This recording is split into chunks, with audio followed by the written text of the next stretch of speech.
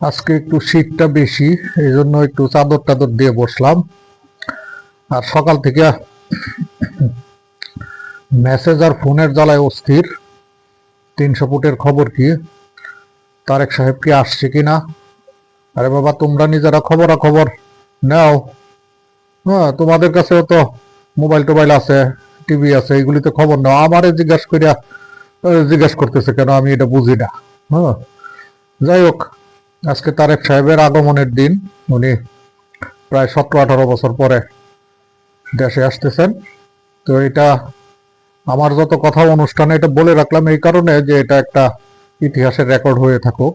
যদি এই ভিডিওটা আরো 10, 15, 20 বছর অনলাইনে থাকে, তাইলে যেন পরবর্তী প্রজন্ম জানতে পারে আর কি। তো আমার যত কথা এই অনুষ্ঠানে আমি ইতিমধ্যেই প্রায় মনে হয় যে 6টি পর্ব করে ফেলেছি। এইটাও এক ধরনের ইন্ট্রোডাকশন টাইপেরই বলা চলে। আমি ইন্ট্রোডাকশন দিতেছি আমাদের বিভিন্ন ঘটনাবলী, ব্যাখ্যা আমি বিস্তারিত করতেছি না। হ্যাঁ, তো আজকে আলোচনা করব আমার এক বন্ধুর ব্যাপারে। হ্যাঁ, আমাদের স্কুল জীবনের এক বন্ধু ছিল, আর ডাক নাম রুমি, আর ভালো নাম হচ্ছে আহসান বাড়ি রুমি। হ্যাঁ, সে হচ্ছে ময়মনসিংহের একটা অতি ধনী পরিবারের ছেলে। ধনী পরিবার বলতে এরকম জেলা শহরগুলিতে যেরকম বেশ অল্প কয়েকটা পরিবারই থাকে যাদেরকে শহরের সবাই চিনে, হ্যাঁ, ধনী পরিবার হিসাবে। সেরকম একটি পরিবারের ছেলে রুমি। ও আমাদের খুব ঘনিষ্ঠ বন্ধু। তো ব্যক্তিগতভাবে আমি রুমির একজন ফ্যান বলতে গেলে। ফ্যান এই কারণে যে আমি ওর কাছ থেকে অনেক কিছু শিখছি। হ্যাঁ, ম্যানার শিখছি, তারপরে আচরণ শিখছি। হ্যাঁ, তো তারপরে ও পড়াশোনার ব্যাপারে বই, মানে তার প্রচুর নলেজ ছিল। মানে এক্সট্রা বই পড়তো সে। তো তার ওই এক্সট্রা নলেজ থেকেও আমি অনেক বই পড়ার ব্যাপারে উদ্বুদ্ধ হই। তো আমি দেখছি ক্লাস 6, 7 থেকে ওর এক্সট্রা নলেজ ছিল। ওই এক্সট্রা নলেজটা আমাকে আকৃষ্ট করে। তো ওইটার কারণে আমি ওই মানে পাঠ্য বইয়ের বাইরে যে এক্সট্রা বই পড়ার, গল্পের বই পড়ার, তারপরে হ্যাঁ, এই মাসুদ রানা, দস্যু বন্যুরের দিকে আকৃষ্ট হওয়ার একমাত্র কারণ এটাই। যদিও এইগুলি রুমিকে আমি কখনো পড়তে দেখি নাই, তবে রুমিকে আমি মাসুদ রানা পড়তে দেখছি, দস্যু বন্যুর আমি পড়তে দেখি নাই ওকে। তো এই রুমি আমাদেরও ফ্রেন্ড। ওর একটা ট্রেন্ড ছিল, ও খুব ছাত্র ভালো ছিল, কিন্তু ছাত্র ভালো থাকলেও ওর একটা দুষ্টামি করার ট্রেন্ড ছিল খুব। হ্যাঁ, যে কারণে ওর আশেপাশে একটা দুষ্ট বন্ধু চক্র গড়ে উঠে, মানে আমাদের মতো আর কি। আমরা তো একটু দুষ্ট প্রকৃতির ছিলাম, এটা। হ্যাঁ, ফলে আমাদের সাথে সহজে রুমি আমাদের সার্কেলের সাথে অ্যাডজাস্ট হয়ে যায় খুব দ্রুত। তো রুমির কথা এই কারণে বললাম যে ওরা আগে আমি বলি নাই যে একটু স্পেশাল ইন্ট্রোডাকশন দেওয়ার জন্য আর কি। তো ওরা সবাই ভুইয়া রুমি নামে চিনে, কারণ ওরা ভুইয়া ফ্যামিলি আর কি। ভুইয়া ফ্যামিলি হিসাবে সবাই চিনে, কারণ ওদের ময়মনসিংহ শহরে ইয়েতে আপনার ওইটার নামটা কি, একদম টাউন হল মোড়ে ওদের ভুইয়া পেট্রোল পাম্প ছিল, খুব বিখ্যাত। সেই ছোটবেলা থেকে আমরা দেখে আসতেছি, সেই পাকিস্তান আমল থেকে ওদের এটা ছিল। তো বুঝেন তো, এরকম এরকম পেট্রোল পাম্প ময়মনসিংহ শহরে নাকি আরো 2-3টা ছিল তাদের। তো এছাড়াও ব্যবসা ছিল অনেক অনেক, সিগারেট কোম্পানি থেকে অনেক কোম্পানির ডিলার ছিল তারা জেলার। হ্যাঁ, সেই হিসাবে তারা বেশ ধনী পরিবার আর কি। হ্যাঁ, তো সেই ছোটবেলা থেকেই তার বাবাকে আমরা দেখছি গাড়ি মেনটেন করতো, এবং উনি ভূয়া সাহেব, উনি খুব শৌখিন মানুষ ছিলেন। হ্যাঁ, তো ওনার সাথে আমার ঘনিষ্ঠ হওয়ার সুযোগ হয়েছিল, সেইটা হয়তো পরে আসবে আর কি নানান আলোচনায়। তো স্কুল জীবনে আমি একটি মজার ঘটনা বলবো আজকে। আমাদের যে বন্ধু ছিল ফারুক, যাকে আমরা মাংকি ফারুক ডাকি, তো এর সাথে আবার একটু মাঝখানে ঘনিষ্ঠতা হয়েছিল, সম্ভবত এইটা ক্লাস 8 বা 9 এরকম হবে। আহমদুল বাড়ি, হ্যাঁ নামে আমাদের আরেকটা ফ্রেন্ড ছিল, ও আমাদের সাথে ঘনিষ্ঠ ছিল। স্কুলে তো সবাই সবার ঘনিষ্ঠ।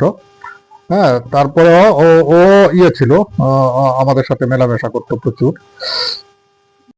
এই আহমদুল বাড়ি আর আমাদের ফারুক, এই দুইজনে মিললে তারা মনে হয় ওই যে স্কুলে বিজ্ঞান প্রতিযোগিতা হয় না, বিজ্ঞানের নানান আবিষ্কার নিয়ে তারা যে হাজির হয়, এই যে বিজ্ঞান মেলা যেটা হয় আর কি।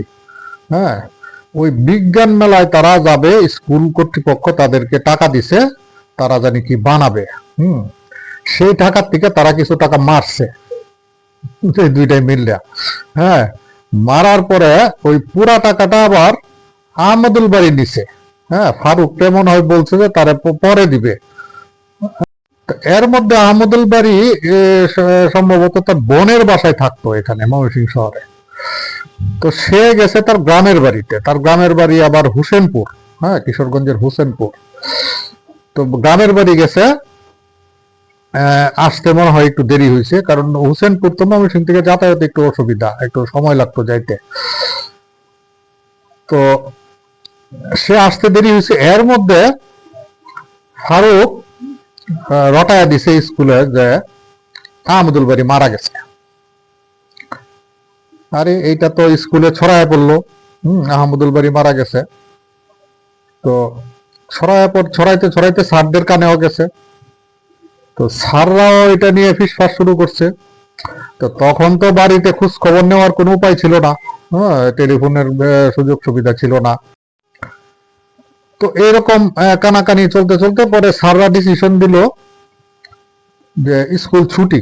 ছুটি বলতে যেদিন ছুটি দিব ওই দিন, যেদিন বেশি ছড়াইছে এটা, ওই দিন স্কুলে প্রথম পিরিয়ডের পরে ছুটি ঘোষণা করলো।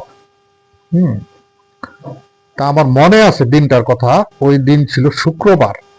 আমাদের ওই সময় শুক্রবারে ক্লাস হইতো, বন্ধ ছিল আপনার রবিবারে। শুক্রবারের ক্লাসটা হইতো সকাল 8টা থেকে নামাজের আগ পর্যন্ত, 12টা কি 12:30টার মধ্যে আমাদের ছুটি হয়ে যেত। হুম, এটা অনেকেই হয়তো জানেন না, কিন্তু এটা ছিল আর কি একসময় বাংলাদেশে। আপনার রবিবারে ছুটি ছিল, শুক্রবার খোলা ছিল। তো ওই শুক্রবার দিন প্রথম পিরিয়ডের পর দিল ছুটি, স্কুল ছুটি, আমরা সবাই চলে যাব স্কুলের গেটে কাছে আসছি, এমন সময় আহমদুল বাড়ি ঢুকতেছে ভিতরে। হায় রে, কি একটা অবস্থা! আহমদুল বাড়ি হাঁটতেছে, তার পিছনে শত শত পোলাপান হাঁটতেছে। হ্যাঁ, সবাই তার দিকে অবাক হয়ে তাকায় আছে, সেও অবাক হয়ে তাকায় আছে, কি ঘটনা কি, তার দিকে এরকম তাকায় আছে কেন সবাই। হ্যাঁ, হুল স্কুল কাণ্ড। এরপরে এই এই আপনার স্যাররাও হতভম্ব। হ্যাঁ, এইটা নিয়ে টিচারদের মধ্যে মিটিং হইলো। মিটিং হওয়ার পরে তদন্ত কমিটি বসলো। হ্যাঁ, যে এইটা কার মুখ থেকে বেরোইছে। তো যাই হোক, শেষ পর্যন্ত এটা যে ফারুকের মুখ থেকে বেরোইছে এইটা আর স্যারেরা বাইর করতে পারে নাই, কারণ আমরা তো এই তথ্য স্যারদেরকে দেই নাই। হ্যাঁ, তো এই হচ্ছে ফারুকের দুষ্টামি। আর দুষ্টামি মাঝে মাঝে অনেক দুষ্টামি করতো। তো আসান বাড়ি রুমি বা ভুইয়া রুমি, ভুইয়া রুমির কিছু সোফার নেট ছিল। হ্যাঁ, খুব ভালো। এই আরেকজনের আমি ফ্যান ছিলাম, সে হচ্ছে আমার ঘনিষ্ঠ বন্ধু নান্টু। নান্টু খুব স্টাইলিশ ছিল। ও জামা কাপড় পরতো খুব স্টাইল করে, এবং ওই স্টাইলটা আমি ফলো করতাম। নান্টুকে হয়তো কোনোদিন বলি নাই, আজকে এই ভিডিওর মাধ্যমে বললাম। হ্যাঁ, আমি ফলো করতাম, আর ওর কাছ থেকে আমি মাসুদ রানা, হ্যাঁ, পড়ার হাতে খড়ি পাইছি আর কি। হ্যাঁ, তারপরে নান্টুর আবার আরেকটা অবদান আছে আমাদের। আমরা নান্টু, মরল শাহিন, তারপর শহীদুজ্জামান শামীম, শাকিল, হ্যাঁ, তারপর এরা কিন্তু হকি খেলতো। তো তখন আমাদেরও শখ হইলো হকি খেলার। পরে এই নান্টু, মরল শাহিন, শাকিল এরা মিললে আমাদেরকে হকি খেলা শিখালো। আমি, ফারুক, মাসুম, পুট্টু, আমরা হকি খেলা শিখলাম ওদের কাছ থেকে। শিখা আমরা হকি খেলা শুরু করলাম। মনে আছে একটা লিগ, ময়মনসিংহের একটা লিগ আমরা খেলছিলাম।